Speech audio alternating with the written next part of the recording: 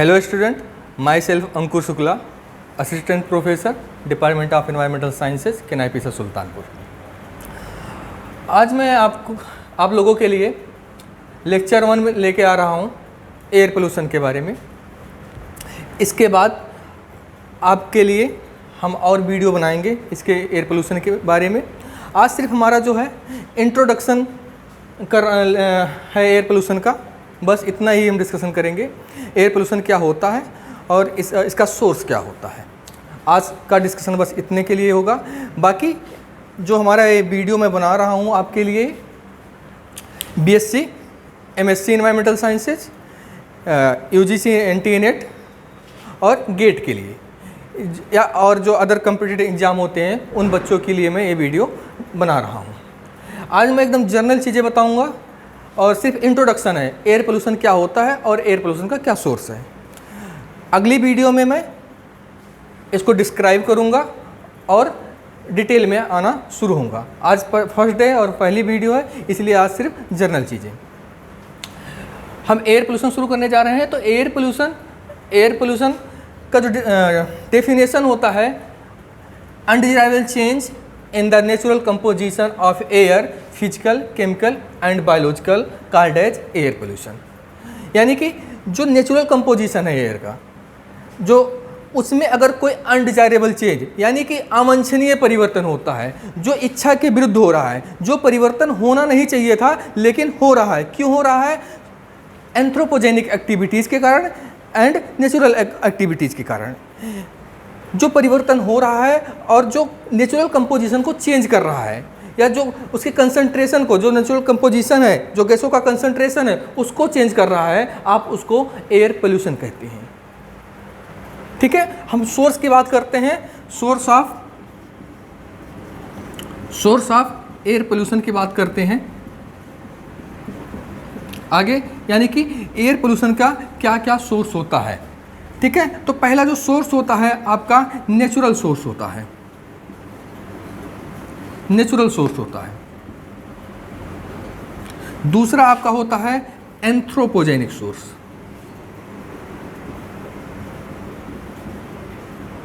Anthropogenic source होता है। दो हो गया। अब एंथ्रोपोजेनिक को कहीं कहीं आप लिख सकते हैं कि आर्टिफिशियल सोर्स। आर्टिफिशियल सोर्स भी लिखा होता है, या फिर man made source. Man made source भी लिखा होता है। क्यों? यानी कि मानव जनित, जो मनुष्यों के द्वारा प्रदूषण किया गया है, उसको कहते हैं नेचुरल सोर्स, यानी कि प्राकृतिक स्रोत। ठीक है, ये आता है। फिर हम अब आगे क्या करेंगे, एक एक को डिस्क्राइब कर लेते हैं थोड़ा। ठीक है, मैं इसको इरेज कर दे रहा हूं। नेचुरल सोर्स और एंथ्रोपोजेनिक सोर्स। तो हम पहले नेचुरल सोर्स के बारे में थोड़ा सा पढ़ लेते हैं, फिर हम एंथ्रोपोजेनिक पे आते हैं। ठीक है, नेचुरल सोर्स। नेचुरल सोर्स हो गया। नेचुरल सोर्स में कौन कौन से पॉइंट आते हैं? नेचुरल सोर्स में सबसे पहला पॉइंट आपका आता है फॉरेस्ट फायर। फॉरेस्ट फायर आता है। अब फॉरेस्ट फायर को मैं जब आपको एंथ्रोपोजेनिक बताऊंगा उसमें भी लिखूंगा, क्योंकि फॉरेस्ट फायर नेचुरल सोर्स भी है और एंथ्रोपोजेनिक सोर्स भी है। क्यों होता है, मैं इसका कारण अभी मैं बताता हूँ। दूसरा मैं लिख देता हूँ यहाँ पर लाइटनिंग। दूसरा मैं यहाँ पर लिखता हूँ लाइटनिंग। ठीक है, यहाँ पर लिखता हूँ मैं ओशियन। यहाँ पर मैं लिखता हूँ ओशियन। यहाँ पर मैं लिखता हूँ वोल्केनिक इरप्शन। Volcanic eruption. और अगला पॉइंट मैं लिखता हूँ यहाँ पर biogenic source. Biogenic source. Biogenic source, या फिर इसे आप बायोलॉजिकल सोर्स भी कह सकते हैं। आप यहाँ कहीं पर पढ़े होंगे, बायोलॉजिकल सोर्स भी इसको कहते हैं। बायोलॉजिकल सोर्स भी कहते हैं। ये मेन है, इसके अलावा कई सारे हैं लेकिन इतने मेन हैं, इसीलिए मैं नेचुरल में इन्हीं को डिस्कस करेंगे। ठीक है, अब आपका पहला आ गया फॉरेस्ट फायर। फॉरेस्ट फायर यानी कि जंगल की आग। हाल में ही 2 जगह लगी सबसे बड़े, एक तो अमेज़न फॉरेस्ट में, दूसरा ऑस्ट्रेलिया का बुश फायर। उसको बुश फायर क्यों कहते हैं? क्योंकि ऑस्ट्रेलिया में जंगल को ही बुश कहते हैं, इसीलिए बुश, लेकिन बुश फायर कहते हैं। ठीक है, दोनों का जो रीजन था आग लगने का जो कारण था दोनों का एंथ्रोपोजेनिक था इस बार। बट नेचुरल में मैं लिखा हूँ, क्यों लिखा हूँ नेचुरल में? क्योंकि कभी कभी लाइटनिंग के कारण जब आकाश में बिजली कड़कती है और गिरती है उसके कारण भी जंगल में आग लग जाता है, ठीक है। या जब बहुत ज़्यादा गर्मी पड़ती है, गर्मी के सीजन में फिर क्या होता है, जब आपस में जो प्लांट के पार्ट होते हैं, टहनियाँ होती हैं, आपस में रगड़ खाती हैं, जब उनमें घर्षण होता है उसके कारण क्या होता है, आग लग जाती है। और जब आग लगती है फॉरेस्ट से उससे फिर कई तरह के पोल्यूटेंट रिलीज होते हैं। कौन कौन सा? पहले तो वहाँ पर इनकम्प्लीट कंबशन होगा। अगर इनकम्प्लीट कंबशन होता है तो आपका CO निकलेगा, CO2 निकलेगा, नाइट्रोजन स्पीशीज निकलेंगे, नॉक्स निकलेगा, सॉक्स निकलेगा और NaMVOC निकलेगा, NaMVOC निकलेगा, ठीक है। NaMVOC का जो फुल फॉर्म होता है non methane volatile organic compound, ठीक है। तो ये सारी चीज़ें करती हैं। हम आते हैं लाइटनिंग में। इन सारी चीज़ों की मैं अलग से मैं डिटेल में क्लास लूँगा। CO, CO2, नॉक्स, सॉक्स की मैं अलग से डिटेल में क्लास लूँगा। जब मैं CO की केमिस्ट्री में आपके लिए अलग से लेक्चर ले आऊँगा, CO2 की केमिस्ट्री के अलग से लेक्चर में डालूँगा, तो सबकी केमिस्ट्री में पढ़ाऊँगा, अलग से उसका एक एक लेक्चर मैं बना दूँगा अगली वीडियो में आपके लिए। फिर मैं लाइटनिंग की बात कर लेता हूँ। लाइटनिंग क्या होती है? यानी कि आकाशीय बिजली जो कड़कती है। आपने देखा होगा कि आकाशीय बिजली हमको यहाँ से दिखाई देती है और आवाज़ सुनाई देती है, तो हमको बहुत थोड़ी मात्रा में दिखाई देती है। क्यों होता है लाइटनिंग? इसको साइंटिफिक लैंग्वेज में कहते हैं थंडर स्टॉर्म इवेंट कहते हैं। क्या कहते हैं? थंडर स्टॉर्म इवेंट कहते हैं। क्यों होता है? जो हमारे एरोसोल्स पार्टिकल हैं, जो वेपराइजेशन के कारण जब आकाश में जाते हैं, पानी के साथ जाते हैं वेपराइज होके, तो जो एरोसोल्स पार्टिकल हैं वहाँ पर हाई टेम्परेचर और हाई प्रेशर क्रिएट होता है। टेम्परेचर कितना होता है? 1600 डिग्री सेल्सियस। 1600 degree Celsius. मैं आपको एकदम जनरल चीज़ें बता रहा हूँ, अगली वीडियो में जब लाइटनिंग में डिटेल में लूँगा फिर उसमें हम डिटेल में आएंगे। 1600 डिग्री सेल्सियस या फिर 3100 डिग्री फ़ारेनहाइट का टेम्परेचर होता है और हाई प्रेशर क्रिएट होता है। जब हाई प्रेशर और हाई टेम्परेचर में एरोसोल्स पार्टिकल आपस में टकराते हैं तो उनके बीच घर्षण होता है, फिर वहाँ पर होता है विस्फोट, एक्सप्लोजन होता है, और उस एक्सप्लोजन से हमको वही एक्सप्लोजन दिखाई देता है, वही आवाज़ सुनाई देती है। बट ये पोल्यूशन का कारण कैसे हुआ? पोल्यूशन का कारण ऐसे हुआ कि वहाँ से एक चीज़ निकलता है जिसका नाम है NO, नाइट्रिक ऑक्साइड, ठीक है। नाइट्रिक ऑक्साइड निकलता है वहाँ से। अब नाइट्रिक ऑक्साइड बहुत सारा खेल आगे करती है, इसको मैं आगे डिटेल में लूँगा, ठीक है, नहीं तो हमारा लेक्चर लंबा हो जाएगा। फिर आते हैं बाद में ओशियन। ओशियन, अब ओशियन कैसे एयर का पोल्यूशन करने लगा? समुद्र। तो ओशियन से कई सारी चीज़ें हैं। पहले आपका यहाँ पर मैं ले लेता हूँ, यहाँ पे आ जाते हैं DMS। DMS निकलता है, घर का नमक NaCl आपका, और MgSO4, ठीक है। ये चीज़ें। DMS क्या है? Dimethyl sulphur.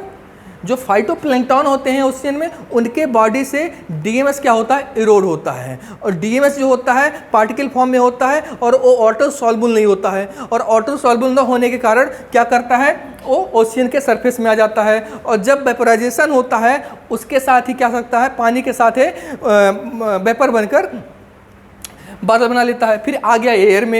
एयर में आने के बाद क्या करता है? एरोसोल पार्टिकल की तरह रिएक्ट करना शुरू करता है। NaCl आपको पता है, ठीक है, एयर की सैलिनिटी को बढ़ा देता है, और MgSO4 भी एक तरह का साल्ट है, तो ये भी क्या करता है? एयर की सैलिनिटी को इंक्रीज करता है, ठीक है। आगे आ गया वोल्केनिक इरप्शन। वोल्केनिक इरप्शन यानी कि ज्वालामुखी उद्गार, यानी कि ज्वालामुखी उद्गार। ज्वालामुखी उद्गार में क्या होता है? ज्वालामुखी उद्गार से 50 to 80% क्या होता है? वाटर वेपर रिलीज होता है। क्या रिलीज होता है? 50 to 80% क्या होता है? वाटर वेपर रिलीज होता है। और वाटर वेपर रिलीज होता है, ये क्या करता है? एयर के मॉइस्चर को बढ़ा देता है, ठीक है। और वाटर वेपर के साथ कई सारे और पोल्यूटेंट रिलीज होते हैं। कौन कौन से पोल्यूटेंट रिलीज होते हैं? जैसे कि सॉक्स, CO2, H2S, HCl, इन सारे पोल्यूटेंट भी वहाँ से रिलीज होते हैं, ठीक है। अगला आता है आपका बायोजेनिक सोर्स या बायोलॉजिकल सोर्स। बायोजेनिक या बायोलॉजिकल सोर्स कैसे एयर का पोल्यूशन करता है? इसमें आप क्या आ जाते हैं? पैथोजेंस। पैथोजेंस आ गए, पैथोजेंस आ गए, पॉलन ग्रेन आ गए, पॉलन ग्रेन आ गए, ये सारी चीज़ इसमें आ गई, ठीक है, तो ये रहा आपका नेचुरल सोर्स। ये आपको मैंने मेन टॉपिक बता दिया, बाकी कई सारी चीज़ें हैं, आगे अगले वीडियो में हम उसको डिस्कस करते रहेंगे। ठीक है, अगला जो हमारा टॉपिक है वो है आपका एंथ्रोपोजेनिक सोर्स।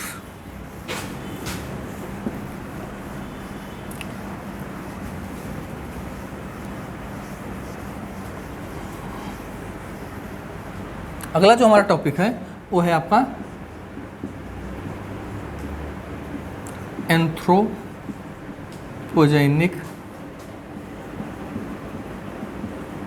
सोर्स, या इसे आप मैन मेड सोर्स भी कह सकते हैं, इसे आप मैन मेड सोर्स भी कह सकते हैं, या आप इसे आर्टिफिशियल सोर्स भी कह सकते हैं। ठीक है, तो इसमें पहले आता है इंडस्ट्रियल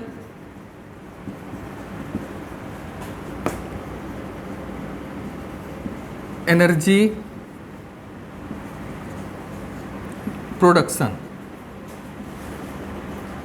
यहाँ पर सिर्फ हम इंडस्ट्रीज भी लिख सकते हैं। ठीक है, यहाँ पर हम सिर्फ इंडस्ट्रीज भी लिख सकते हैं, लेकिन मैंने इंडस्ट्रियल एनर्जी प्रोडक्शन लिख दिया हूँ, बताता हूँ क्यों लिखा हूँ। ठीक है, दूसरा आपका जो होता है सबसे बड़ा कारण ट्रांसपोर्ट होता है,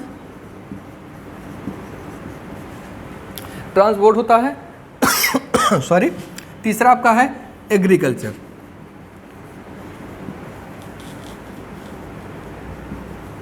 तीसरा आपका है एग्रीकल्चर। चौथा आपका है वेस्ट मैनेजमेंट।